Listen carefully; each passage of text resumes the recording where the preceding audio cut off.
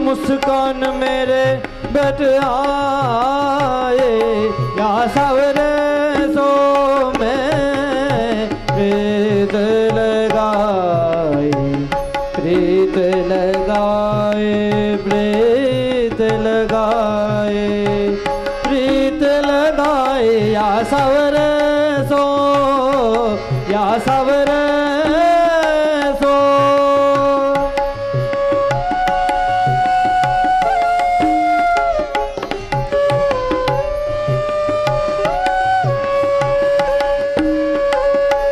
अब हाँ बिन देखे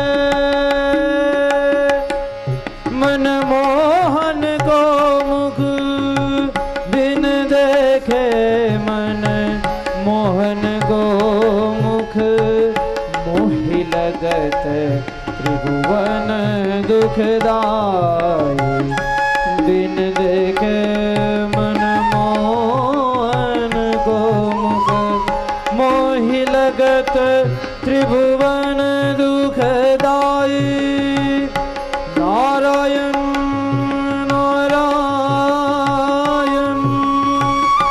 नारायण, तिनको सब फीको जिन चाकी यह रूप मिठाई, या सावरे को, सावरे को, या सावरे को, या सावरे को मैं प्रीत लगाई, या सावरे को प्रीत, या सावरे को, या सावरे को। नारायण तिनको सब भीगो जिन साके यह रूप मिठाए, या सावरे को, या सावरे को, या सावरे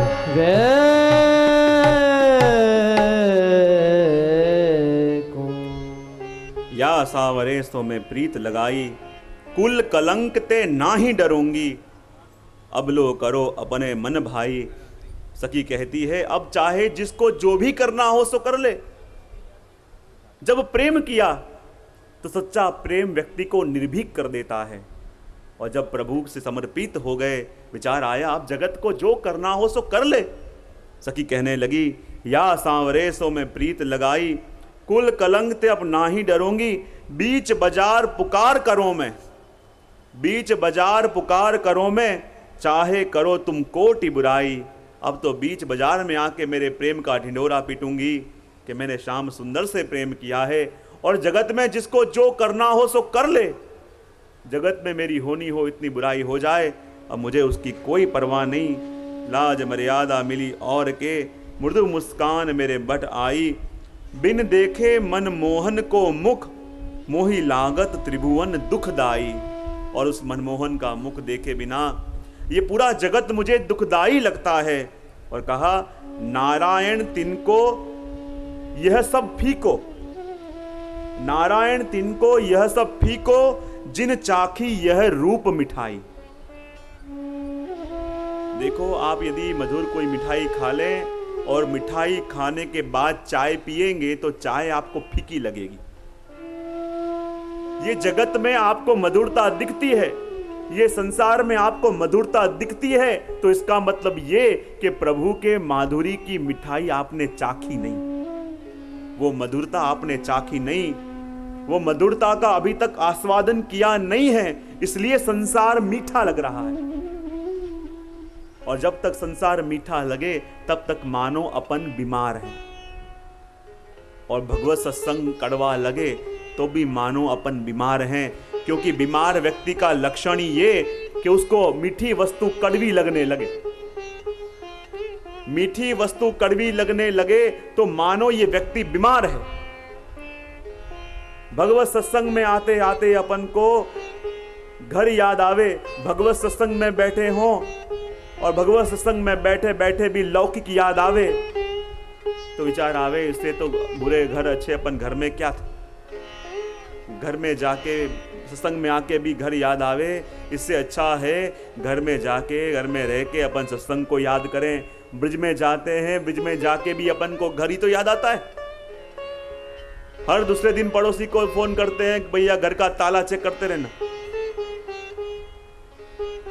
तो इससे अच्छे अपन घर में ही थे कि कम से कम घर में रह के बच को याद तो कर ले रहे थे। तो जब जब भी संसार अपन को मीठा लगे तो मानो प्रभु के स्वरूप की माधुरी का पान अपन ने किया नहीं। और जिस समय प्रभु की माधुरी का पान जीव करता है उस समय उसे संसार फीका लगने लगता है। और देखो प्रभु के प्रतीक प्रेम भी कौन सा, एक होता है मर्यादा प्रेम और एक होता है पुष्टि प्रेम। मर्यादा प्रेम कौन सा, कि जो प्रेम गुणों के कारण होता है, जो प्रेम गुणों में होता है वो मर्यादा प्रेम, और जो प्रेम स्वरूप में होता है वो पुष्टि प्रेम। देखो रुक्मिणी जी ने प्रभु से प्रेम किया था देखे बिना, पर श्रुत्वा गुणान, प्रभु के गुणों को सुन के प्रेम किया था। और प्रभु के गुणों को सुन के प्रेम किया था इसलिए उनके अंदर भी सूक्ष्म मद था। उनके अंदर यह भावना थी कि मैं और प्रभु बराबर समान हैं।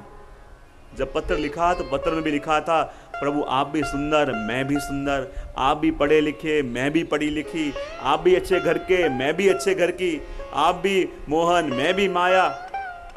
और जब विवाह के बाद प्रभु को रुक्मिणी जी का वो पत्र याद आया तब प्रभु ने भी सोचा, रुक्मिणी जी ने पत्र तो लिखा था पर पत्र में आप कम पर मैं ज्यादा था, मैं ऐसी मैं वैसी मैं वो।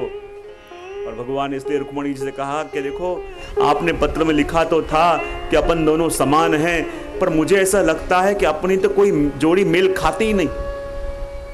कहां आप ऐसे सुंदर गौर और कहां मैं श्याम, कहां आप ऐसे ज्ञानी और कहां मैं ग्वाला, कहां आप ऐसे बड़े घर की राजकुंवरी और कहां मैं गैया चराने वाला। अपना तो कोई मेल खाता ही नहीं है। जो अभी भी इच्छा हो तो शिशुपाल राह देख रहा है। और जहां ये वस्तु सुनी और रुक्मिणी जी मूर्छित होकर गिर पड़े और तब उनको ज्ञान हुआ कि प्रभु आप सही कह रहे हो, हमारा और आपका तो कोई मेल नहीं, आप तो मोहन हो और मैं माया हूं। प्रभु मैं तो सदा और सर्वदा आपके अधीन हूं, मैं आपके समान तो कभी न थी न कभी हो सकूंगी। और गोपियों ने जब प्रभु से प्रेम किया तो गोपियों का प्रेम प्रभु के गुणों के अंदर नहीं था, प्रभु के गुणों के कारण नहीं, गोपियों का प्रेम प्रभु के स्वरूप के कारण था। जगत में जब अपन किसी से प्रेम करें और कोई अपन से पूछे तुम उसको प्रेम क्यों करते हो और उस वस्तु का उत्तर जो अपने पास है, तो इसका मतलब यह कि ये अपन ने प्रेम किया ही नहीं। यदि कोई आपको पूछे आप फलाने को प्रेम क्यों करते हो और आप कह दो उसका स्वभाव अच्छा है इसलिए प्रेम करता हूं, उसके नेत्र अच्छे हैं इसलिए प्रेम करता हूं, उसकी बोली अच्छी इसलिए प्रेम करता हूं, तो प्रेम हुआ गुणों के कारण। और गुणों के कारण जो प्रेम है वो प्रेम तभी तक रहेगा कि जब तक आपको उसके अंदर वो गुण दिखते रहें। तब तक आपको किसी का स्वभाव अच्छा लगता है इसलिए आपने प्रेम किया, तो वो प्रेम तब तक रहेगा कि जब तक आपको उसके अच्छे स्वभाव के दर्शन होते रहें। तब तक जिस दिन उसका स्वभाव बुरा दिखा तो प्रेम भी चला जाएगा, क्योंकि वो प्रेम स्वरूप के कारण नहीं था, वो प्रेम था गुणों के कारण। और जब तक वो गुण आपको दिखते रहे तब तक प्रेम होता रहा। लेकिन जब स्वरूप आसक्ति हो तब वास्तव में वो पुष्टि प्रेम है। जैसे अपने